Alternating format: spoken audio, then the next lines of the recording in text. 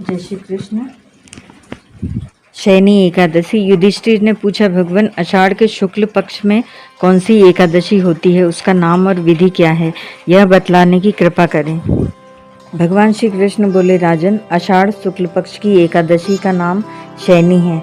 मैं उसका वर्णन करता हूँ। वह महान पुण्यमयी, स्वर्ग और मोक्ष प्रदान करने वाली, सब पापों को हरने वाली तथा उत्तम व्रत है। आषाढ़ शुक्ल पक्ष में शयनी एकादशी के दिन जिन्होंने कमल पुष्प से कमल लोचन भगवान विष्णु का पूजन तथा एकादशी का उत्तम व्रत किया है, उन्होंने तीनों लोकों और तीनों सनातन देवताओं का पूजन कर लिया।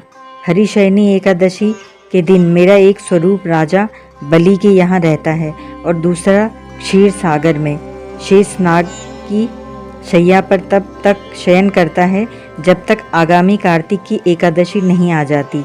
अतः आषाढ़ शुक्ल पक्ष की एकादशी से लेकर कार्तिक शुक्ल एकादशी तक मनुष्य को भलीभांति धर्म का आचरण करना चाहिए।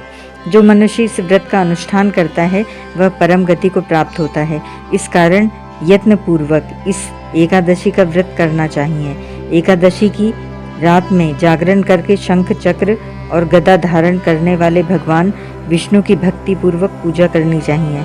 ऐसा करने वाले पुरुष के पुण्य की गणना करने में चतुर्मुख ब्रह्मा जी भी असमर्थ हैं। राजन, जो इस प्रकार भोग और मोक्ष प्रदान करने वाले सर्व पापहारी एकादशी के उत्तम व्रत का पालन करता है, वह जाति का चांडाल होने पर भी संसार में सदा मेरा प्रिय रहने वाला करने वाला है। जो मनुष्य दीपदान, पलाश के पत्ते पर भोजन और व्रत करते हुए चौमासा व्यतीत करते हैं, वे मेरे प्रिय हैं। चौमासे में भगवान विष्णु सोए रहते हैं, इसलिए मनुष्य को भूमि पर शयन करना चाहिए।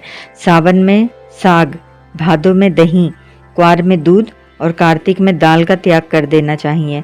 जो चौमासे में ब्रह्मचर्य का पालन करता है वह परम गति को प्राप्त होता है। राजन, एकादशी के व्रत से ही मनुष्य सब पापों से मुक्त हो जाता है, अतः सदा इसका व्रत करना चाहिए, कभी भूलना नहीं चाहिए। शयनी और बोधिनी के बीच में जो कृष्ण पक्ष की एकादशियां होती हैं, गृहस्थ के लिए वे ही व्रत रखने योग्य हैं। अन्य मासों की कृष्ण पक्षीय एकादशी गृहस्थ के रखने योग्य नहीं होती। शुक्ल पक्ष की सभी एकादशी करनी चाहिए।